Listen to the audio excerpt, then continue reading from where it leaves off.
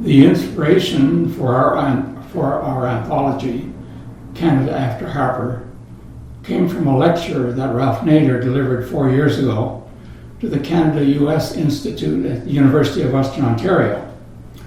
In that speech, he described in many ways that the United States had declined, socially, politically, and environmentally, over the past 20 years.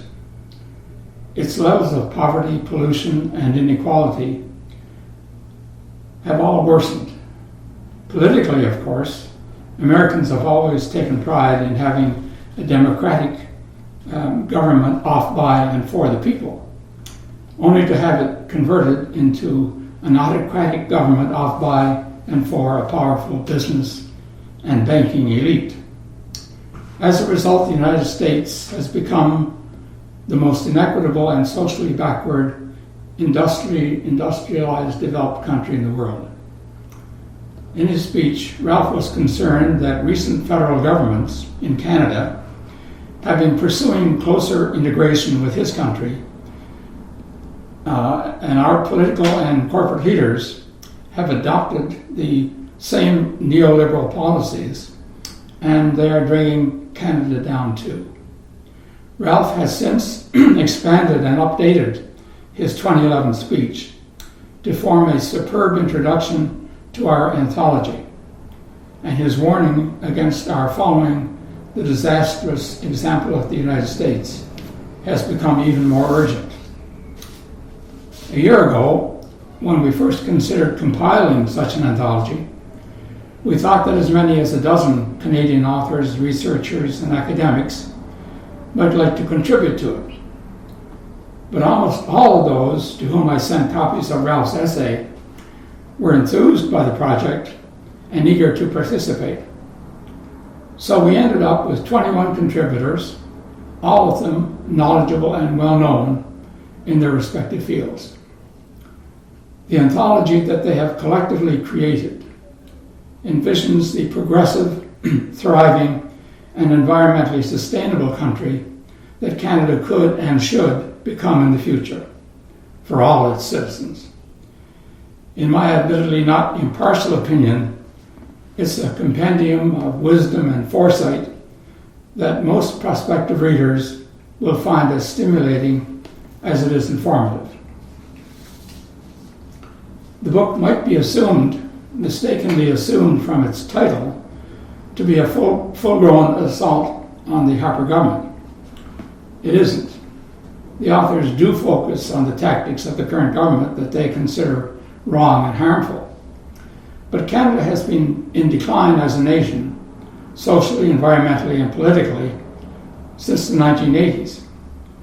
That's when both conservative and liberal parties dumped the Keynesian system based on governing in the public interest. They replaced it with the neoliberal system of governing in the interest of wealthy and big business elites, a system that unfortunately has prevailed ever since.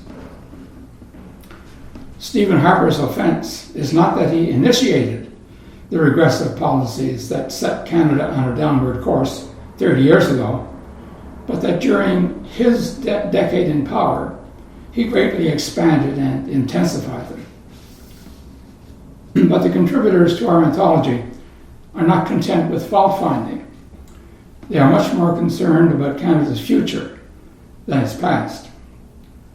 What troubles them is the nightmarish prospect of a country in which the prevailing political and corporate agenda is not changed, but continues to be followed in the years ahead.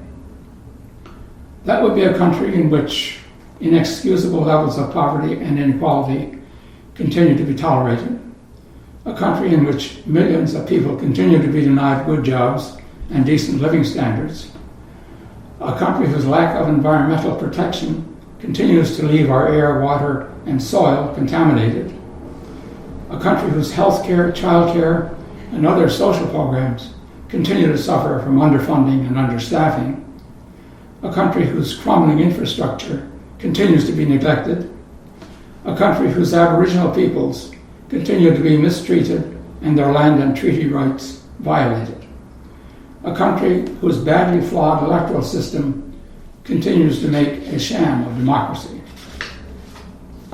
A country whose large corporations continue to be free to plunder non-renewable resources, pollute the environment, control or intimidate governments, and use offshore havens to avoid paying their fair share of taxes. Our anthology's co-authors don't want their children and grandchildren to live in that kind of country. They want the Canada after Harper to be liberated from these and other neoliberal shackles, free to resume the path to true national greatness from which it has been diverted for so long. Whether that momentous renewal occurs, of course, will depend on the decisions made and the actions taken by concerned and enlightened Canadians, not just in the time remaining before the federal election, but more crucially afterwards, and regardless of the election's outcome.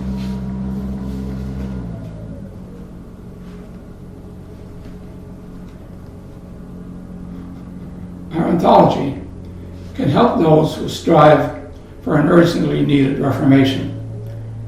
Its thoughtful and constructive contents have an enduring value that transcends this election campaign. As the title suggests, it offers not just a graphic vision of the better and brighter country Canada could become, but in effect, a detailed map, a guide of how to get there. We hope that Canadians will share our vision and follow our guide, our collective advice, in undertaking to make that vision a reality. In the process, Canada could become the truly great country that our descendants will be proud to call home. Thank you.